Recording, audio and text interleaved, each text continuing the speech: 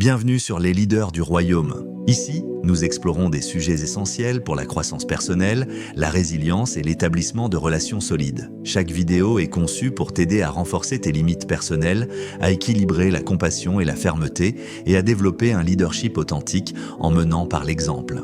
Si tu veux apprendre à dire non sans culpabilité, à gérer les conflits de manière constructive et à inspirer les autres grâce à ta force intérieure, tu es au bon endroit. Notre objectif est de te fournir des outils concrets pour transformer ta vie et devenir la meilleure version de toi-même. Abonne-toi pour des conseils pratiques et des discussions profondes sur comment trouver un équilibre entre respect de soi, croissance personnelle et soutien des autres. Ensemble, nous construirons un environnement où chacun peut s'épanouir. N'oublie pas de t'abonner et d'activer la cloche pour ne rien manquer. Mesdames et messieurs, aujourd'hui nous allons explorer un sujet important pour la croissance personnelle et les relations solides. Cessez d'être trop indulgent envers tout le monde. Comprendre l'importance des limites est fondamental pour maintenir son intégrité personnelle et le respect. Les limites servent de lignes invisibles qui protègent nos valeurs, notre temps et notre énergie, nous assurant de ne pas nous surmener ou permettre aux autres de profiter de notre gentillesse. Lorsque nous ne fixons pas de limites, nous devenons vulnérables à l'exploitation, au manque de respect et à l'épuisement émotionnel et mental. Les limites ne consistent pas à ériger des murs pour éloigner les gens, mais plutôt à définir des limites pour protéger notre bien-être et notre espace personnel. Elles nous aident à gérer nos relations de manière saine et équilibrée. En fixant des limites claires, nous communiquons nos besoins et nos attentes aux autres, ce qui est essentiel pour le respect mutuel et la compréhension. L'un des aspects les plus significatifs des limites est qu'elles nous donnent le pouvoir de prendre le contrôle de notre vie. Elles nous donnent la confiance nécessaire pour dire non quand cela est nécessaire, sans ressentir de culpabilité ou se sentir obligé de justifier nos raisons. Ce sentiment de contrôle et d'affirmation de soi est essentiel pour notre estime de soi et notre santé mentale. De plus, les limites apprennent aux autres comment nous traiter. Lorsque nous appliquons systématiquement nos limites, nous définissons un standard sur la façon dont nous souhaitons être traités. Cela nous protège non seulement des comportements négatifs, mais encourage également les autres à respecter nos limites. Les personnes qui respectent vos limites sont plus susceptibles de valoriser votre temps et vos efforts, ce qui conduit à des relations plus saines et plus épanouissantes. Un autre aspect critique des limites est qu'elles aident à prévenir l'épuisement professionnel. En connaissant et en respectant nos limites, nous évitons de trop nous engager et de nous sentir dépassés. Cela est particulièrement important dans un monde où les demandes sur notre temps et notre énergie ne cessent d'augmenter. Les limites nous aident à prioriser nos propres besoins et notre bien-être, en veillant à ce que nous ayons l'énergie et les ressources nécessaires pour donner le meilleur de nous-mêmes aux choses qui comptent de vraiment. Dans le milieu professionnel, les limites sont tout aussi importantes. Elles sont importantes car elles nous aident à gérer notre charge de travail, à éviter d'être surchargés de tâches et à maintenir un équilibre sain entre vie professionnelle et vie personnelle. En fixant des limites avec nos collègues et supérieurs, nous pouvons créer un environnement de travail plus productif et respectueux. Cela améliore non seulement nos relations professionnelles, mais aussi notre satisfaction et notre performance au travail. Il est important de se rappeler que fixer des limites n'est pas un événement unique, mais un processus continu. À mesure que nos vies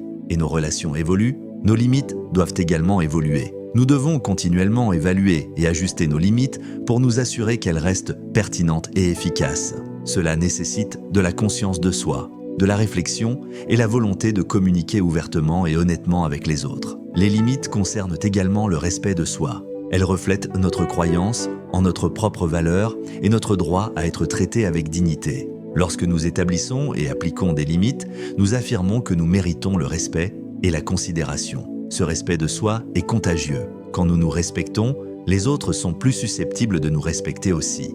En résumé, les limites consistent à créer une vie alignée avec nos valeurs, nos besoins et nos aspirations. Elles sont un outil pour protéger notre santé émotionnelle et mentale, favoriser des relations saines et atteindre une vie équilibrée et épanouissante. En comprenant et en adoptant l'importance des limites, nous pouvons prendre le contrôle de nos vies et créer un avenir à la fois respectueux et valorisant. L'équilibre entre compassion et force est un aspect crucial du développement personnel et des relations interpersonnelles efficaces.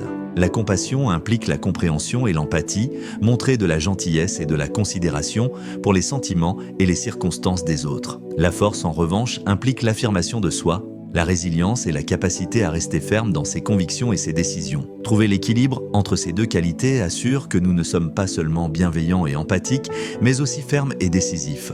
La compassion sans la force peut conduire à être trop accommodant, permettant aux autres de profiter de notre gentillesse. Lorsque nous sommes trop compatissants, nous pouvons nous retrouver à dire oui à chaque demande, même lorsque cela est préjudiciable à notre propre bien-être. Cela peut entraîner des sentiments de ressentiment, d'épuisement et une perte de respect de soi. Il est essentiel de comprendre que faire preuve de compassion ne signifie pas sacrifier nos propres besoins et limites. La vraie compassion inclut le fait de prendre soin de nous-mêmes afin de pouvoir être véritablement présent et de soutenir les autres. Cependant, la force sans compassion peut sembler dure et insensible. Cela peut mener à des interactions trop rigides, manquant d'empathie, ce qui peut aliéner les autres et nuire aux relations. La force doit être tempérée par une compréhension des perspectives et des sentiments des autres. Lorsque nous équilibrons force et compassion, nous pouvons prendre des décisions justes et réfléchies, favorisant le respect et la coopération.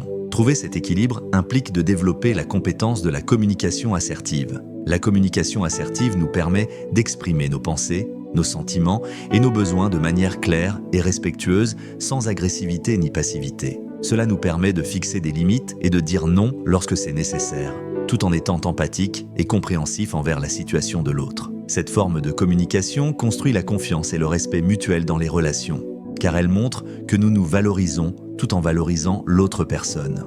Un autre aspect de l'équilibre entre compassion et force est de reconnaître qu'il est possible d'être à la fois ferme et bienveillant simultanément. Cela signifie que nous pouvons faire respecter nos limites, prendre des décisions difficiles et nous défendre tout en maintenant une attitude compatissante. Reconnaître les signes de comportement négatif. Par exemple, lorsque nous sommes confrontés à une situation ou à une personne difficile, nous pouvons rester fermes dans notre position tout en exprimant de l'empathie pour leurs sentiments et leurs circonstances. Cette approche aide à désamorcer les conflits et favorise une interaction plus collaborative et respectueuse. Autonomiser les autres est également un élément clé de cet équilibre. Lorsque nous faisons preuve de compassion, nous soutenons et élevons ceux qui nous entourent. Lorsque nous démontrons de la force, nous offrons un modèle de résilience et de respect de soi que les autres peuvent imiter. En équilibrant ces qualités, nous créons un environnement où les gens se sentent valorisés et encouragés à être la meilleure version d'eux-mêmes. Cela non seulement renforce nos relations, mais contribue également à une communauté plus positive et productive. En termes concrets, l'équilibre entre compassion et force peut consister à fixer des attentes et des limites claires tout en offrant du soutien et de la compréhension. Par exemple, un manager peut demander à son équipe de respecter les délais tout en étant empathique face à leurs défis et en offrant de l'aide si nécessaire. Un parent peut imposer des règles et des conséquences à ses enfants tout en leur montrant de l'amour et de la compréhension face à leurs difficultés. Dans les relations personnelles, nous pouvons défendre nos propres besoins et préférences tout en étant attentifs aux sentiments et perspectives de nos partenaires. En fin de compte, l'équilibre entre compassion et force consiste à intégrer l'empathie et l'assertivité dans nos interactions quotidiennes. Cela nécessite une conscience de soi, de l'intelligence émotionnelle et un engagement envers la croissance personnelle. En cultivant cet équilibre, nous pouvons affronter les défis de la vie avec grâce et résilience, tout en renforçant des relations plus solides et plus épanouissantes. Le respect de soi est la base sur laquelle reposent toutes les relations saines et les réalisations personnelles. Il s'agit de la reconnaissance de notre valeur et de notre dignité intrinsèque, et il dicte la façon dont nous permettons aux autres de nous traiter. Lorsque nous donnons la priorité au respect de soi, nous définissons le ton pour la manière dont les autres interagiront avec nous, créant ainsi un environnement où le respect mutuel et la compréhension prospèrent. Le respect de soi commence par la conscience de soi. Cela implique de reconnaître nos propres valeurs, besoins et limites. Lorsque nous comprenons ce qui est important pour nous, nous sommes mieux équipés pour prendre des décisions en accord avec notre véritable identité. Cet alignement favorise un sentiment d'intégrité et d'authenticité, qui sont cruciaux pour maintenir le respect de soi. En restant fidèles à nos valeurs et à nos croyances, nous renforçons notre estime de soi et construisons une base solide pour notre vie personnelle et professionnelle. Un autre aspect essentiel du respect de soi est le soin de soi. Prendre soin de notre bien-être physique, émotionnel et mental est une indication claire que nous nous valorisons. Cela inclut des activités qui nourrissent notre santé, du temps réservé pour le repos et la détente, ainsi que la recherche d'aide lorsque cela est nécessaire. Quand nécessaire, le soin de soi n'est pas un luxe, mais une nécessité. C'est une pratique qui garantit que nous avons l'énergie et la résilience nécessaires pour faire face aux défis de la vie. Lorsque nous donnons la priorité à nos soins personnels, nous sommes mieux capables de soutenir les autres et de nous engager dans des relations significatives. Fixer et faire respecter des limites est une composante clé du respect de soi. Les limites sont les barrières que nous établissons pour protéger notre bien-être et maintenir des interactions saines avec les autres. Elles communiquent ce qui est acceptable et ce qui ne l'est pas, empêchant les autres d'empiéter sur notre espace personnel ou de profiter de notre gentillesse. En établissant des limites claires, nous montrons que nous valorisons notre temps, notre énergie et nos émotions. Faire respecter ces limites de manière cohérente renforce notre respect de soi et apprend aux autres à respecter nos limites. Le respect de soi implique également la compassion envers soi-même. Il est important de nous traiter avec la même gentillesse et compréhension que nous offrons aux autres. Cela signifie être doux avec nous-mêmes lorsque nous faisons des erreurs, reconnaître nos efforts et célébrer nos réussites. La compassion envers soi-même nous aide à développer une image de soi positive et favorise la résilience face à l'adversité. Lorsque nous pratiquons l'autocompassion, nous créons un dialogue intérieur de soutien qui renforce notre estime de soi et notre confiance. La confiance est un prolongement naturel du respect de soi. Lorsque nous nous respectons, nous croyons en nos capacités et faisons confiance à nos décisions. Cette confiance nous permet de poursuivre nos objectifs avec détermination et de faire face aux défis avec courage. Elle nous permet également de nous défendre dans des situations difficiles, en veillant à ce que nos besoins et nos droits soient à respecter. La confiance, ancrée dans le respect de soi, est une force puissante qui nous propulse vers le succès et l'épanouissement. Le respect de soi est évident dans la manière dont nous nous présentons au monde. Cela inclut notre apparence, notre comportement et notre communication. Lorsque nous prenons soin de notre apparence, nous projetons une image de valeur personnelle et de dignité. Notre comportement reflète nos valeurs et nos limites, montrant que nous avons des standards élevés. Une communication claire et assertive montre que nous nous respectons et attendons des autres qu'ils nous respectent également. Exprimer clairement vos besoins est une compétence vitale qui joue un rôle crucial dans le maintien de relations saines et l'obtention de la satisfaction personnelle. Cela implique d'exprimer vos désirs, vos attentes et vos limites de manière directe et respectueuse. Cette clarté non seulement assure que vos besoins sont compris, mais favorise également le respect et la coopération mutuelle. Lorsque vous affirmez vos besoins clairement, vous communiquez vos attentes et désirs sans ambiguïté. Cette franchise aide à éliminer les malentendus et garantit que les autres sont pleinement conscients de ce dont vous avez besoin. Être explicite sur vos besoins vous permet d'établir des directives claires et d'éviter les suppositions, ce qui peut conduire à de la frustration et des conflits. Une communication claire aide à établir une base de transparence, facilitant ainsi la réponse appropriée des autres à vos demandes. L'assertivité exige la confiance en votre propre valeur et la volonté de vous affirmer. Cela consiste à valoriser vos besoins et à croire qu'ils sont légitimes et dignes d'attention, ouvertement, sans hésitation, ni crainte d'être jugés. Lorsque vous avez confiance dans votre approche, les autres sont plus susceptibles de prendre vos demandes au sérieux et d'y répondre de manière appropriée. Une affirmation efficace implique également de comprendre le bon moment et le bon contexte pour communiquer. Il est important de choisir un moment approprié pour exprimer vos besoins, en s'assurant que l'environnement est propice à une conversation constructive. Le timing et le contexte jouent un rôle significatif dans la manière dont votre message est perçu et peuvent influencer le résultat de votre demande. Être attentif au moment et à la manière dont vous affirmez vos besoins peut augmenter la probabilité d'une réponse positive. En plus d'être clair et confiant, l'assertivité nécessite une écoute active et de l'empathie. Bien qu'il soit essentiel d'exprimer vos propres besoins, il est tout aussi important d'écouter les perspectives et les besoins des autres. Cet échange mutuel favorise une compréhension et un respect réciproque, créant ainsi un dialogue équilibré où les deux parties se sentent écoutées et valorisées. En combinant assertivité et empathie, vous renforcez les relations et créez un environnement collaboratif. Un aspect clé de l'affirmation de vos besoins est de maintenir un ton et une attitude respectueux, même lorsque vous communiquez des demandes fermes ou difficiles. Il est crucial de rester courtois et attentionné. Utiliser des phrases telles que « j'ai besoin de » ou « je souhaiterais » permet d'exprimer vos besoins sans paraître exigeant ou conflictuel. Cette approche se concentre sur votre propre expérience et vos préférences plutôt que sur le blâme ou la critique des autres. La cohérence est un autre facteur important dans l'affirmation de vos besoins. Il est essentiel de renforcer vos demandes et vos limites de manière constante, sans faiblir ou faire des exceptions. La cohérence aide à établir des attentes claires et évite toute confusion ou ambiguïté. En restant ferme dans vos affirmations, vous démontrez votre engagement envers vos propres besoins et renforcez l'importance de respecter vos limites. L'assertivité implique également d'être ouvert à la négociation et au compromis lorsque cela est approprié. Bien qu'il soit important d'être clair sur vos besoins, la flexibilité et la volonté de trouver des solutions mutuellement acceptables peuvent améliorer la coopération et renforcer les relations. Négocier ne signifie pas sacrifier vos propres besoins, mais trouver un équilibre qui respecte les intérêts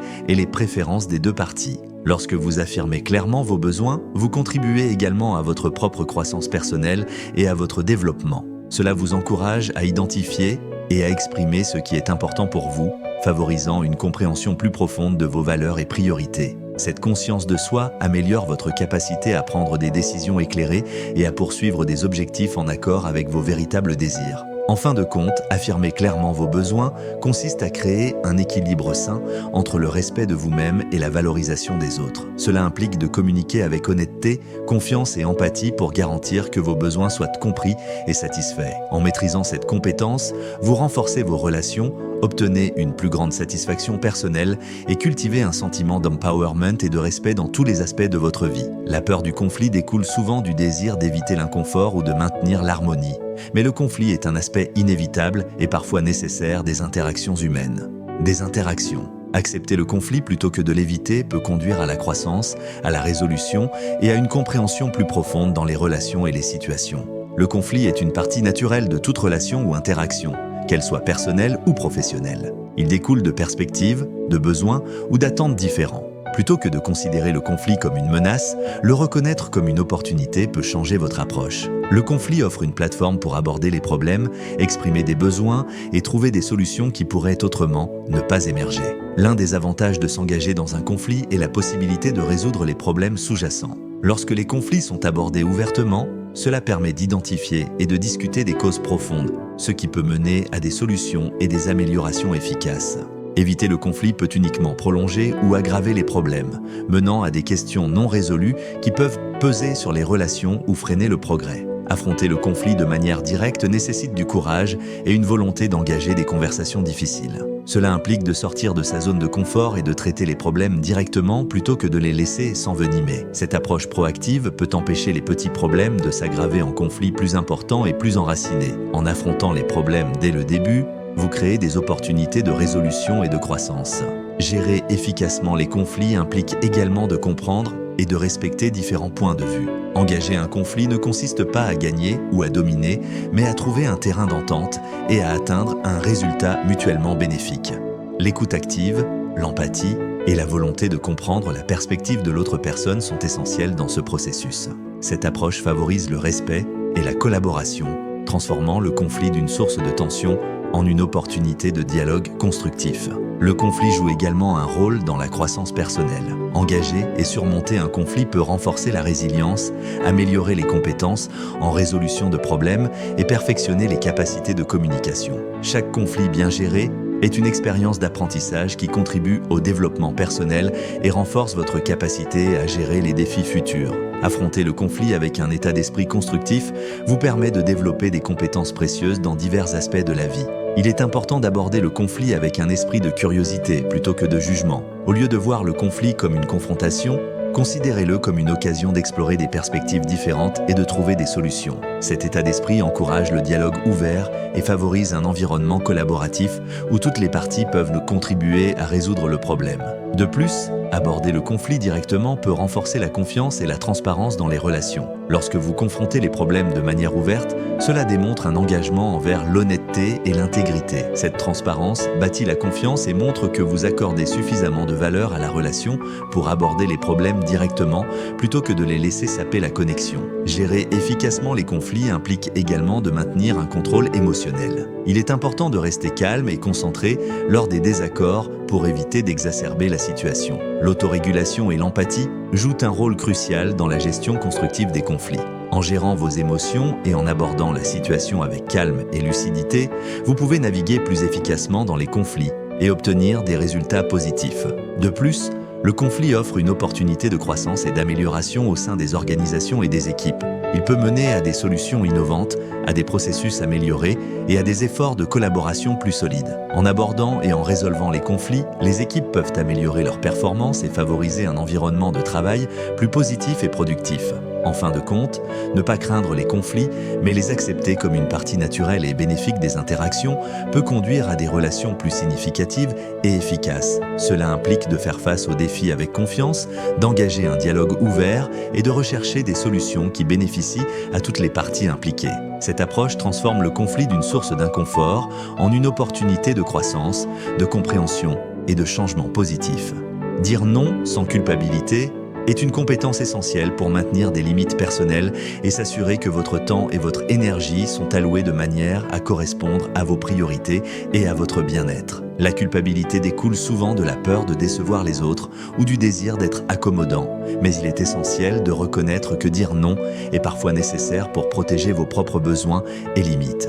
Lorsque vous dites non, vous faites un choix qui privilégie votre bien-être, vos valeurs et vos responsabilités. C'est une forme de soin de soi qui vous aide à gérer votre temps et vos ressources de manière efficace. En reconnaissant que vous ne pouvez pas tout faire et qu'il est acceptable de fixer des limites, vous créez de l'espace pour des activités et des engagements plus significatifs et en accord avec vos objectifs.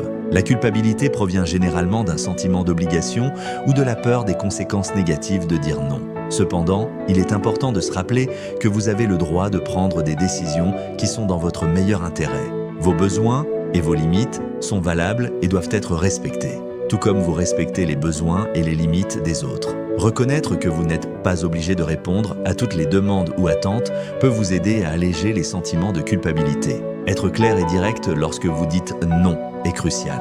Cela signifie communiquer votre décision sans trop en expliquer ou justifier vos raisons.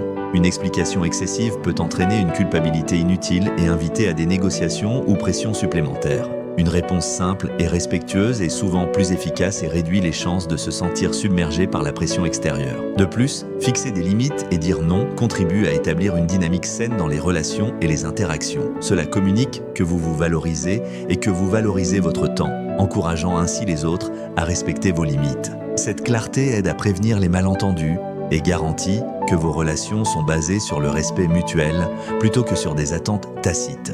Dire non sans culpabilité implique également de comprendre que ce n'est pas une réflexion sur votre valeur ou votre caractère. C'est une décision pratique basée sur votre capacité et vos priorités actuelles. Reconnaître que votre valeur n'est pas diminuée par votre capacité à refuser des demandes aide à passer d'une perspective de culpabilité à une perspective de respect de soi. Au respect de soi. Vous n'êtes pas obligé de sacrifier votre bien-être ou vos objectifs personnels pour faire plaisir aux autres. De plus, pratiquer le fait de dire non peut vous permettre de faire des choix plus intentionnels sur la manière dont vous utilisez votre temps et votre énergie.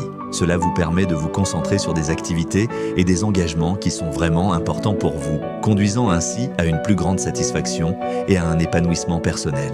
Lorsque vous priorisez vos propres besoins et désirs, vous êtes mieux préparé à contribuer de manière significative aux autres et à participer à des activités qui vous apportent de la joie et des accomplissements. Il est également utile de comprendre que dire non peut en fait bénéficier aux autres. En refusant des demandes que vous ne pouvez pas raisonnablement satisfaire, vous évitez la déception ou la frustration qui pourrait découler de promesses excessives ou de la non-livraison. Être honnête et transparent quant à vos limites donne aux autres l'opportunité de chercher des solutions ou un soutien alternatif. Surmonter la culpabilité associée au fait de dire non implique de développer la compassion envers soi-même et de reconnaître l'importance du soin de soi. Il est essentiel de reconnaître que prendre soin de soi n'est pas égoïste, mais nécessaire pour votre bien-être général. En priorisant vos propres besoins et en fixant des limites, vous favorisez un équilibre plus sain dans votre vie et contribuez à des relations plus authentiques et respectueuses. En fin de compte, dire non sans culpabilité consiste à reconnaître vos propres limites et à faire des choix en accord avec vos valeurs et priorités. Cela implique de communiquer clairement, de respecter vos propres besoins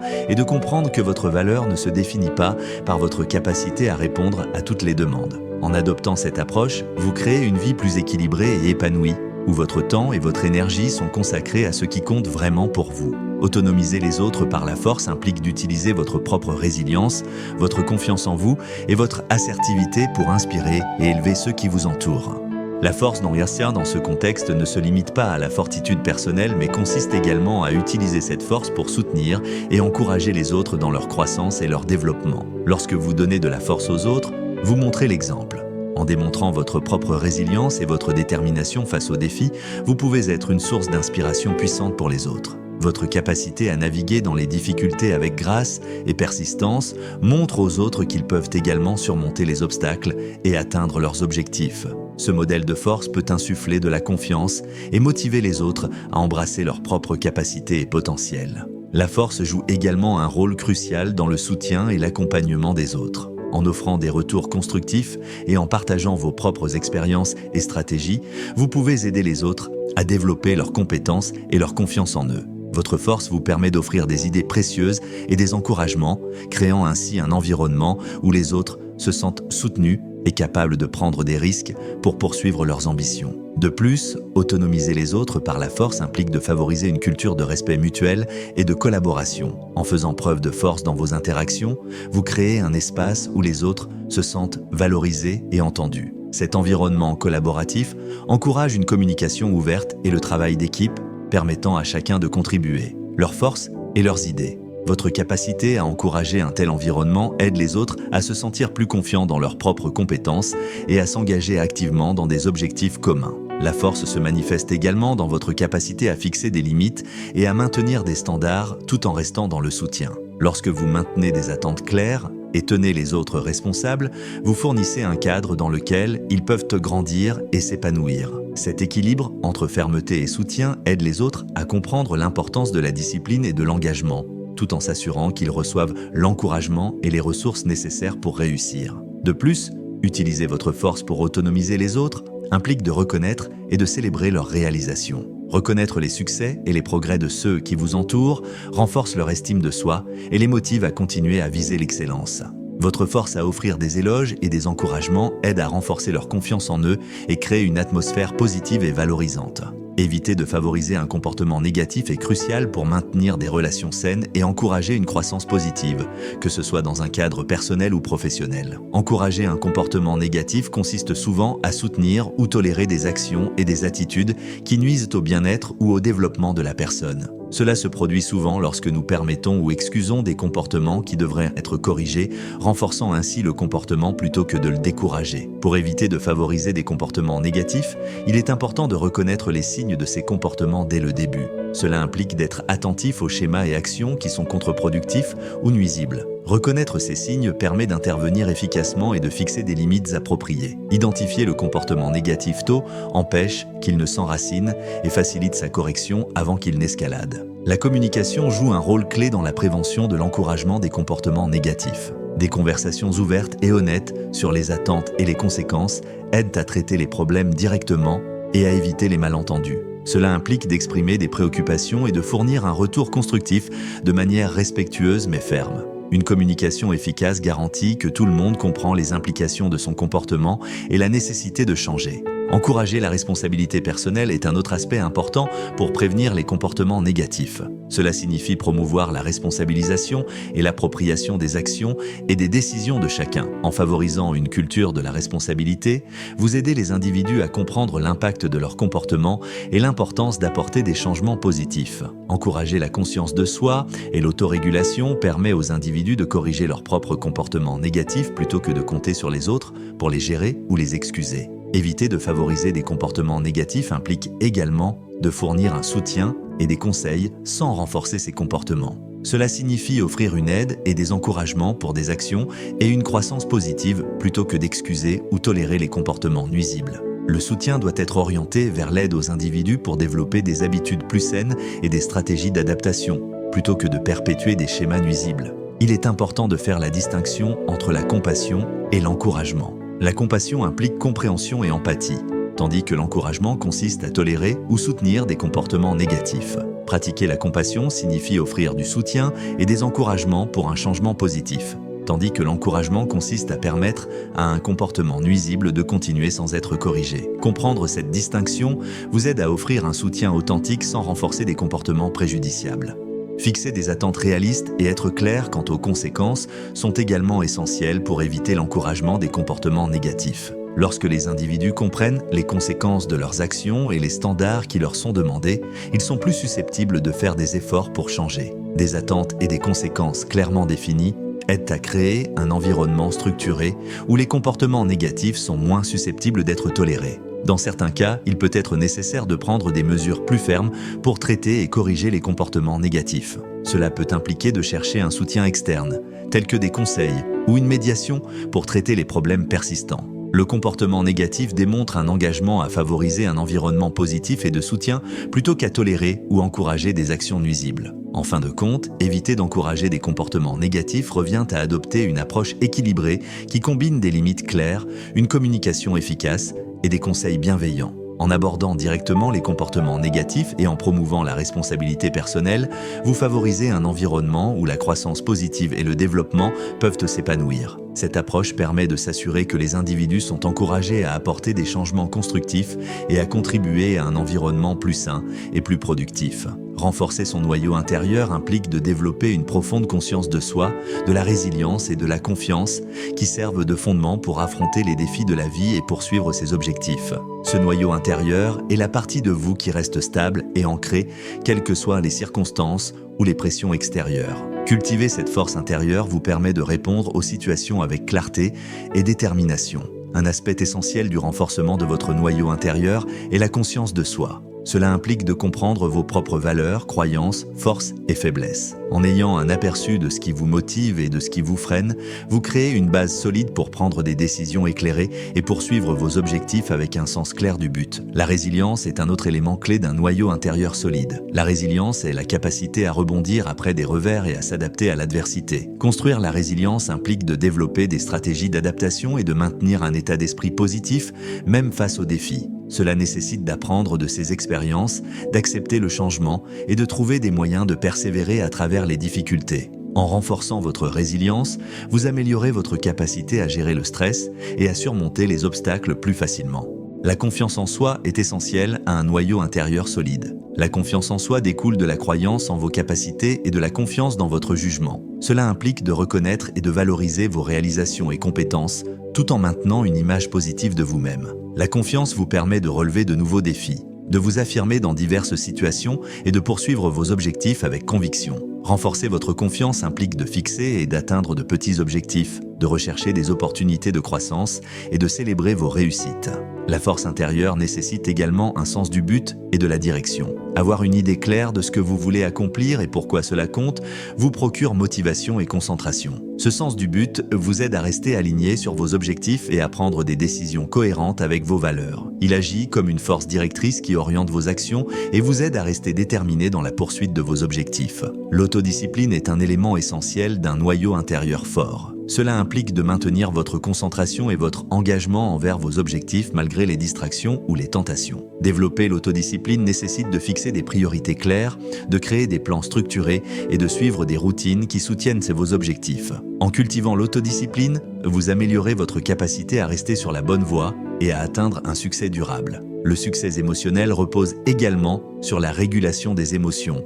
Un autre aspect important du renforcement de votre noyau intérieur. Cela implique de gérer vos émotions de manière saine et constructive. Être capable de reconnaître et de traiter vos émotions sans vous laisser submerger vous permet de réagir plus efficacement aux situations. La régulation émotionnelle contribue à votre bien-être général et vous aide à maintenir une perspective équilibrée, même dans des circonstances difficiles. Construire des relations solides et un réseau de soutien contribue également à un noyau intérieur robuste. S'entourer de personnes qui vous élèvent et vous encouragent constitue une source de force et de soutien. Des relations positives offrent des perspectives, des retours constructifs et de la motivation, et elles renforcent votre estime de soi et votre confiance. En entretenant des connexions significatives, vous créez un environnement propice à votre croissance et à votre bien-être. Le développement personnel continu est crucial pour maintenir un noyau intérieur fort. S'engager dans des activités qui défient et élargissent vos compétences et connaissances favorise la croissance et l'amélioration personnelle. Ce développement continu vous aide à vous adapter aux changements et renforce votre capacité à naviguer dans les complexités de la vie. Adopter une mentalité d'apprentissage et de croissance tout au long de la vie garantit que votre noyau intérieur reste dynamique et résilient. Enfin, prendre soin de soi est un élément essentiel pour renforcer votre noyau intérieur. Prendre le temps de vous occuper de votre santé physique, émotionnelle et mentale est essentiel pour maintenir un bien-être global. Cela comprend s'engager dans des activités qui favorisent la relaxation, poursuivre des passe-temps et des intérêts et s'assurer que vous avez du temps pour vous ressourcer. En priorisant les soins personnels, vous maintenez votre force intérieure et votre résilience, ce qui vous permet d'affronter les défis avec plus de facilité. Globalement, Renforcer votre noyau intérieur implique une combinaison de conscience de soi, de résilience, de confiance, de sens du but, de discipline, de régulation émotionnelle, de relations de soutien, de développement continu et de soins personnels. Ces éléments travaillent ensemble pour créer une base solide qui soutient votre capacité à gérer les défis, à poursuivre vos objectifs et à mener une vie épanouissante et équilibrée. Diriger par l'exemple implique d'incarner les valeurs, les comportements et les attitudes que vous souhaitez voir chez les autres. Cela signifie démontrer les qualités que vous attendez des personnes qui vous entourent à travers vos propres actions et décisions. Cette approche est puissante parce qu'elle établit une norme claire et inspire les autres à suivre l'exemple. Lorsque vous dirigez par l'exemple, vous créez un modèle de comportement que les autres peuvent observer et imiter. Vos actions, plutôt que vos simples paroles, servent de démonstration de ce qui est attendu et souhaité. Cette illustration pratique des valeurs et des normes est souvent plus percutante que des instructions verbales ou des directives. La cohérence est un aspect clé de la direction par l'exemple. Lorsque vos actions sont en adéquation avec vos valeurs et attentes déclarées, cela renforce la crédibilité et la confiance. Un comportement incohérent peut créer de la confusion et saper votre leadership. En maintenant la cohérence dans vos actions, vous bâtissez une fondation de fiabilité et d'intégrité, ce qui facilite l'adoption de comportements et d'attitudes similaires par les autres. Diriger par l'exemple implique également de montrer de la responsabilité et d'assumer vos actions. Lorsque vous assumez vos erreurs et les abordez ouvertement, vous démontrez un engagement envers l'intégrité et la transparence. Cette approche encourage les autres à faire de même, favorisant une culture de responsabilité et d'amélioration continue. En admettant vos erreurs et en apprenant d'elles, vous créez un environnement où la croissance et le développement sont prioritaires. De plus, diriger par l'exemple exige de modéliser la résilience et la persévérance. Démontrer comment gérer les revers et les défis avec grâce et détermination peut inspirer les autres à aborder les difficultés avec un état d'esprit similaire. Votre capacité à surmonter les obstacles et à rester concentré sur vos objectifs sert d'exemple puissant sur la manière de surmonter l'adversité et de rester engagé envers ses objectifs. L'empathie et la compassion sont également des éléments cruciaux pour diriger par l'exemple. En traitant les autres avec gentillesse et compréhension, vous créez un environnement de soutien et de respect.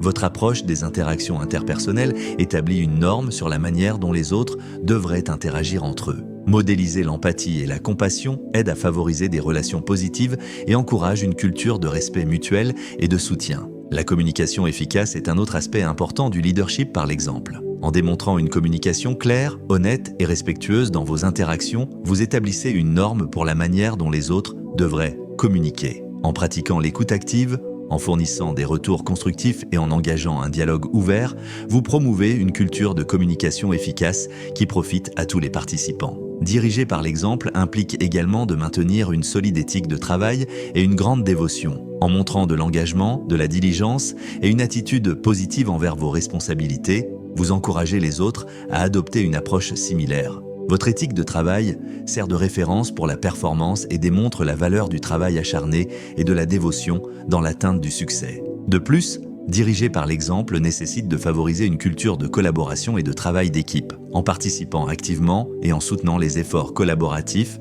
vous modélisez l'importance de travailler ensemble vers des objectifs communs. Votre volonté de contribuer, de partager des connaissances et de soutenir vos collègues établit un précédent pour le travail d'équipe et la réussite collective. La croissance personnelle et l'amélioration de soi sont également des composantes clés du leadership par l'exemple. En recherchant activement des opportunités d'apprentissage et de développement, vous démontrez un engagement envers la croissance continue. Vos propres efforts pour vous améliorer et évoluer servent d'inspiration aux autres pour qu'ils poursuivent leur propre développement personnel et professionnel. En fin de compte, diriger par l'exemple consiste à incarner les principes et les normes que vous souhaitez voir chez les autres. À travers vos actions, votre comportement et vos attitudes, vous donnez un exemple puissant qui guide et influence ceux qui vous entourent. En démontrant de manière cohérente les valeurs que vous prônez, vous créez un environnement où ces valeurs sont adoptées et pratiquées, ce qui conduit à des changements positifs et durables. En conclusion, diriger par l'exemple est une approche transformative qui établit la norme d'excellence et d'intégrité. En incarnant les valeurs, comportements et attitudes que vous souhaitez voir chez les autres, vous créez une feuille de route puissante pour le succès et le changement positif. Vos actions constantes, votre engagement indéfectible et vos interactions authentiques fournissent un modèle clair et inspirant pour ceux qui vous entourent. Lorsque vous dirigez par l'exemple, vous favorisez non seulement un environnement de respect et de responsabilité, mais vous inspirez également les autres à poursuivre leur propre croissance et développement. Votre résilience face aux défis, votre empathie et compassion envers les autres, ainsi que votre dévouement à l'amélioration continue, contribuent tous à une culture où l'excellence et les comportements positifs prospèrent. En fin de compte, vos actions parlent plus fort que vos mots. En vivant les principes que vous défendez, vous renforcez l'importance de l'intégrité, de la responsabilité et de la collaboration. Votre exemple devient une force directrice, encourageant ceux qui vous entourent à adopter des valeurs similaires et à aspirer à leur propre croissance personnelle et professionnelle. Alors que vous continuez à diriger par l'exemple, souvenez-vous que votre influence dépasse les interactions immédiates. Les valeurs et les normes que vous établissez aujourd'hui façonnent la culture et l'avenir de ceux que vous impactez. Embrassez cette responsabilité avec confiance et dévouement, en sachant que votre exemple a le pouvoir d'inspirer, d'élever et de provoquer des changements significatifs.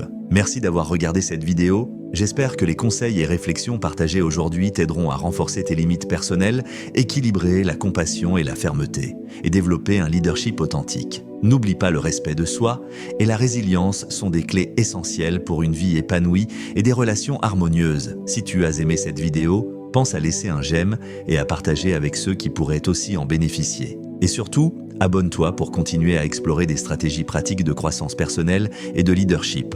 Ensemble, nous créons un environnement où chacun peut grandir, s'élever et inspirer les autres. Alors, active la cloche pour ne rien manquer des prochaines vidéos et rejoins cette aventure de transformation positive. À très bientôt pour un nouveau contenu inspirant.